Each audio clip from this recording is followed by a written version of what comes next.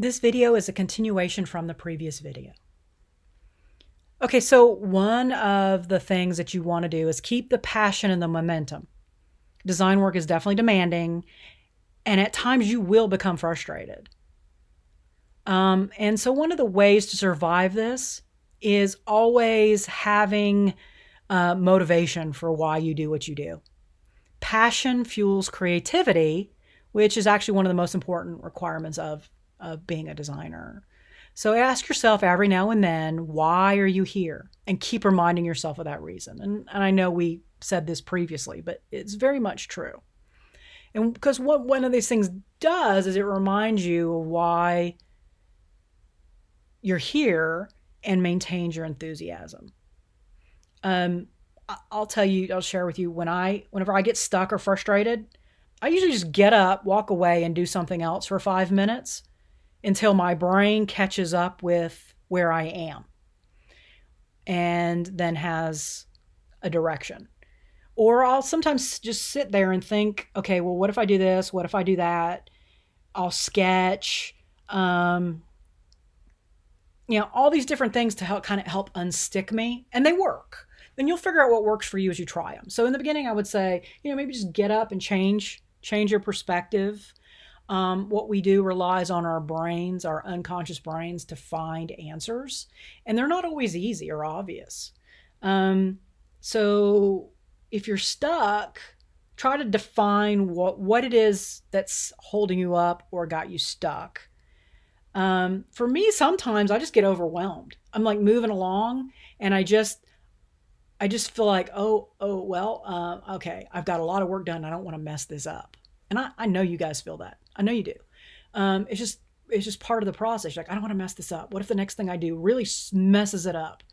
And I just have to get up and walk away from it and take a breath. And the nice thing about electronic work is you can save multiple iterations of your work. So if you do mess it up, you just go back to an earlier iteration. But for instance, if I'm working on a watercolor, because I sometimes paint, and I know that, I could really mess that up. And so I just walk away from it until I can calm myself down.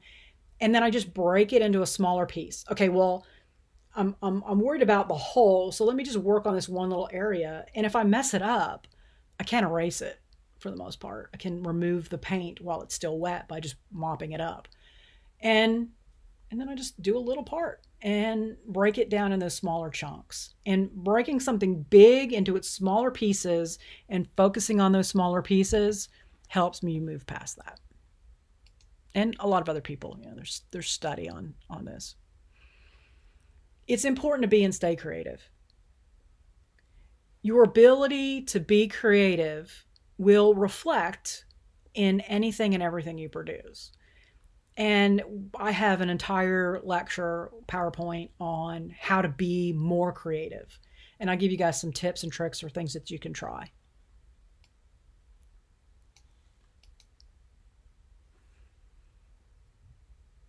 All right, so I think one of the things that happens is fear gets the better of us. It says never be afraid to accept that you're in the need of inspiration and help come up with ideas.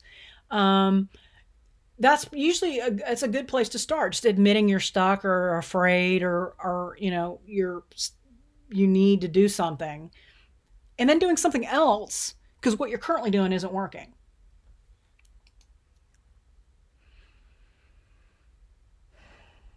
Don't ever be afraid to offer your ideas. If they're not welcomed, don't get disappointed. It's not personal. The world of design is just as erratic as the world of marketing. So by sharing an idea and getting feedback for it can actually help you fix it. And I'll tell you, this just happened to me. I was in a meeting with a group of people, and something I said got completely shot down. And of course, the first feeling is you get that little knot in your stomach.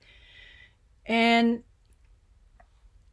then, I thought about what the person said, and I realized that they actually helped me come up with a better idea. And the second idea, I went ahead and threw my second idea out there in an email to all the people that I'd met with. And everybody loved the second idea. And it was only because I threw the first idea out there and it got shot full of holes that I was able to come up with something better. And so that's what this is talking to. It wasn't personal. It wasn't about me. It didn't make me a bad person. I just hadn't really thought through the idea I threw out there. And other people were able to see where my idea was deficient, made it stronger, and made it so much stronger that it was a very successful solution. That would not have come about. I wouldn't have been successful. I wouldn't have gotten the success if I hadn't thrown the first idea out there and let it get shot full of holes. So let people do their best. Let them tear apart your ideas. It will make the next idea stronger. And clients are going to do that whether you like it or not. Clients are going to tell you, I don't like this. And then you have to go, okay, well, what don't you like so I can fix it? Again, it's nothing personal. They probably love you as a person. That's not the right idea. Okay, let's find the right idea. Let's talk about what's wrong with this one, and then it can generate new ideas. It is imperative to be an avid learner, not just now as a student, but for the rest of your lives. One benefit is, and their studies are showing, that people who have any kind of brain issues later in life, there's a group of nuns who have been diagnosed with Alzheimer's. Not potential, they have Alzheimer's. They have 0 symptoms. And they found that this was because they were studying the Bible and teaching it to young people in catechism Bible study. And there's a big study on this. And they found that connection between no symptoms for a brain disease and learning and teaching. So always find those opportunities to learn. Not only can you incorporate them into your work, and I can't wait for me to start being able to show you guys how to do this, because this is really one of the fun parts of design, is having sources of inspiration, learning something new, and using it to create original design. For me, it's absolutely why I get out of bed in the morning. It's my favorite part of design, is learning something new, having a new experience, and then taking that and turning it in, using it through the creative process to turn it into something original. And we're going to explore more on that later. And this is what I was just talking about. Your successes and your failures. In the industry, after a project was over, we would do something called a postmortem, after death. And basically what it is when the project is over, what made it successful? What were its successes? And where did it go wrong? And now how do we learn from that? How do I learn from my successes so I can repeat my successes? What went right? Why did it go right? How can I apply that forward? Same thing for the things that went wrong. If you never stop learning, you never stop growing.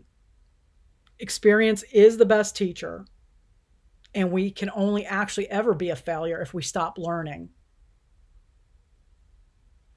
So, actually, I hate to say a failure as a person. You're never going to be a failure as a person in this regard. Just a failure as a designer.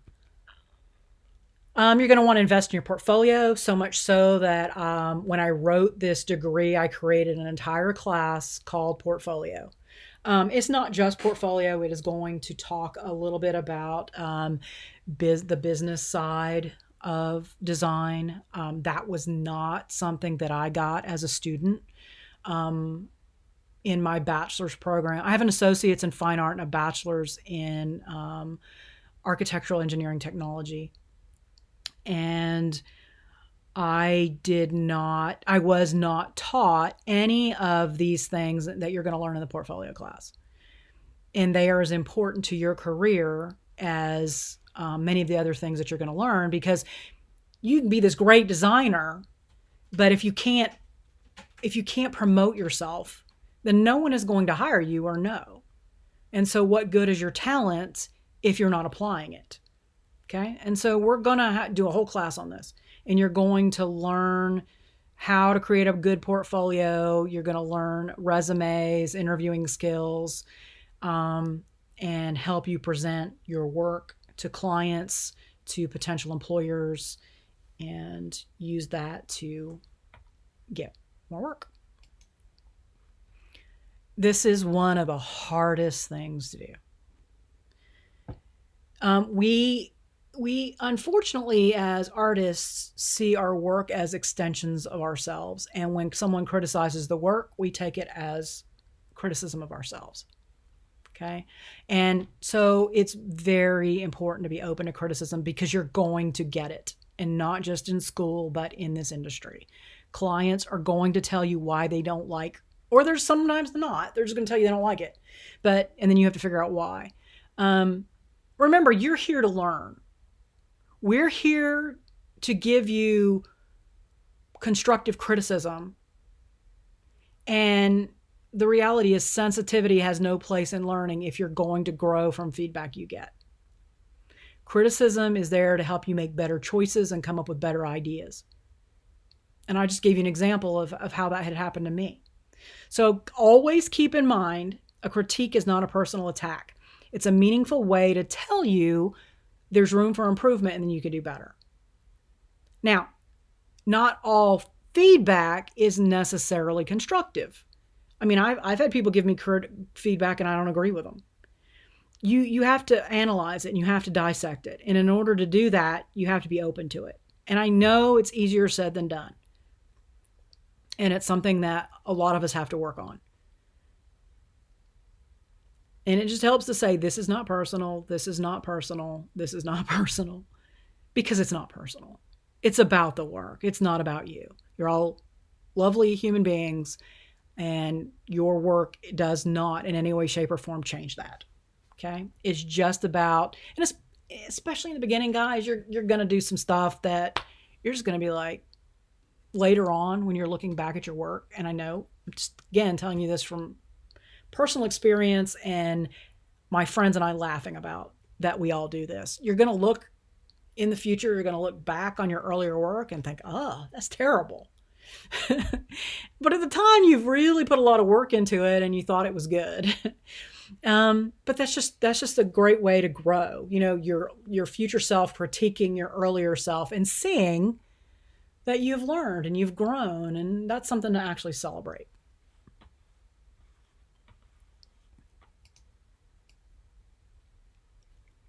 So it's hard sometimes when someone is giving us feedback to not get defensive. It's hard just to listen. I'm terrible at it. I'm not even going to tell you that I'm good at it, but I have learned to, even if I'm not happy about what I'm hearing, to still think about it after the fact. You really can learn from other people, and especially from people who have already gone through the process and built successful careers. And you're going to be hearing from these people. You know, this degree is not just taught by faculty, but it's also, you're going to be taught and have interaction with people who are out there every day working. And so take their feedback. It's going to help you.